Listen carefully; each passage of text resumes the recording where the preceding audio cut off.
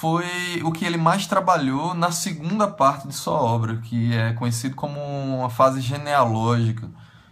Muitos autores dizem que ele iniciou essa preocupação genealógica a partir do discurso de sua estreia, né, no Collège de France, a ordem de discurso, o nome do trabalho, né? Bom, a ideia, então, é que a segunda fase do Foucault genealógica, com toda aquela influência de Nietzsche, da genealogia da moral, enfim, ela não anula, ela não entra em choque com a primeira fase, que é a fase arqueológica. Existem alguns autores, inclusive, que falam de um modelo arqueogenealógico, ou seja, essa preocupação com a instrumentalização do saber como um poder, a ideia do saber-poder de Foucault, ela, em nossa opinião, só pode ser bem compreendida se você também se preocupa com os aspectos internos do discurso, sem esquecer que ele é utilizado para outras finalidades econômicas, políticas, enfim. E, portanto, quando Foucault, no início do Vigiar e Punir, ele afirma que a gente deve buscar as finalidades do direito penal em outras searas, que não é estritamente penal, ele não quer dizer que a gente deve ignorar a compreensão dos aspectos da própria doutrina e dos escritos penais, mas sim tem uma visão mais complexa de como elas se comunicam com os aspectos externos ao domínio penal. Eu sei que isso que eu estou falando não é nada novo, muito pelo contrário, pode parecer muito óbvio até, mas de certo modo a gente observa em algumas interpretações de Foucault uma visão um pouco restrita, talvez, no sentido de você considerar o estudo das estratégias políticas sem se preocupar com o discurso próprio do direito penal, da criminologia, da política criminal. Somente vendo os aspectos externos, de fora. Na verdade, você tem que combinar esses aspectos para ter uma historiografia do direito penal mais rica. E é nesse sentido, um pouco, que a gente tenta trazer a história a história cultural para o pensamento jurídico penal. A gente tinha falado com relação à recepção de Foucault, inclusive a Vera Malaguti tem um texto muito interessante que diz que todo texto clássico tem que ser relido criticamente, né? E a gente precisa fazer isso também com Foucault. O Foucault me parece trabalhar com certos tipos ideais, conceitos, e, portanto, a ideia dele de poder disciplinar me parece mais uma hipótese do que algo constatado, principalmente se a gente trouxer isso para a realidade brasileira. Existem muitos estudos, como, por exemplo, o do professor de Campinas, Andrei Querner, que meio que contextualizam as questões do poder disciplinar no Brasil. Eu recomendo, inclusive, um trabalho do professor Luciano Oliveira, que se chama Relendo, Vigiar e Punir, bastante polêmico para nós que fomos formados pela criminologia e nos acostumamos a usar bastante Foucault, porque ele tenta justamente trazer problematizações à ideia de uma sociedade disciplinar no Brasil. Chega, inclusive, a afirmar que a gente talvez teria uma sociedade indisciplinada.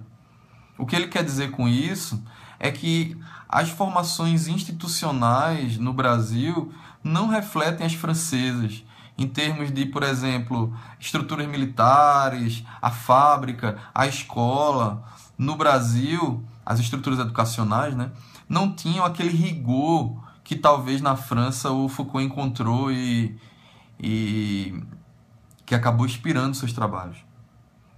Inclusive, existe um diálogo muito interessante que foi capitaneado pela Michelle Perrault. Ele foi compilado nessa coletânea L'Impossible Prison, mas parte desses diálogos foram republicados no Ditos e Escritos, Eu não me lembro agora o volume, mas está disponível aqui no Brasil. A Michelle Perrault, que é uma historiadora criminal da França, faz algumas ponderações junto com outros historiadores, e o Jacques Léonard chega a contestar a história da prisão que está contida lá no Vigiar e Punir. Inclusive, existe uma réplica de Foucault que se chama A Poeira e as Nuvens, onde ele diz claramente que ele não estava historiando a prisão, mas sim o poder disciplinar. Ele não estava preocupado com as estruturas fáticas, mas sim com o discurso criminal. Daí a gente não poder utilizar Foucault de maneira simplista, meio que tentando trazer a ideia de poder disciplinar para a realidade fática de maneira às vezes forçosa. Eu não estou dizendo com isso, lógico, que não houve poder disciplinar no Brasil, mas que as circunstâncias locais devem ser consideradas e que Foucault, portanto, deve ser uma base que não pode ser esquecida de jeito nenhum. A gente não pode trabalhar a história do direito penal sem Foucault, mas com as devidas adaptações para a nossa realidade. Talvez, isso eu estou citando um trabalho de uma amiga criminóloga lá de Recife, a Manuela Abá. Talvez a gente tenha a formação de um poder disciplinar muito mais refletida nos saberes penais aqui no Brasil, e isso é fácil constatar com a recepção do positivismo no Brasil, etc., do que nas práticas. E muito mais nas práticas coletivas do que nas individuais.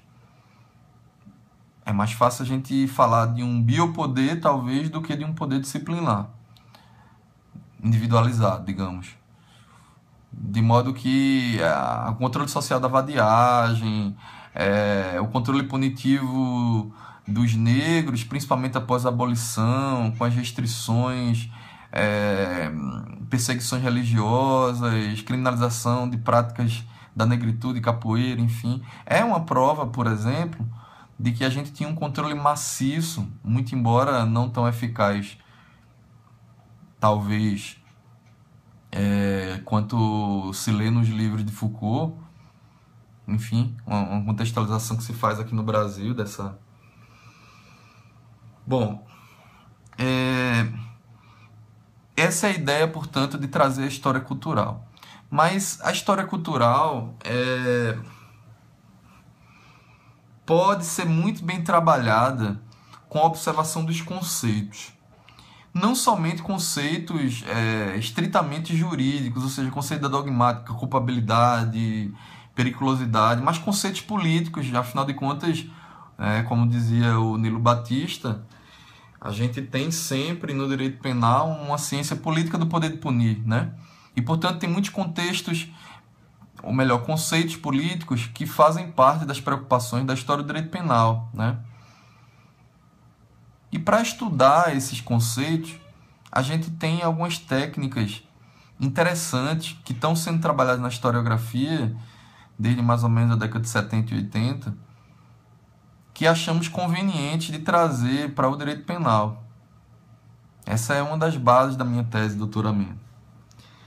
Então, de certa maneira,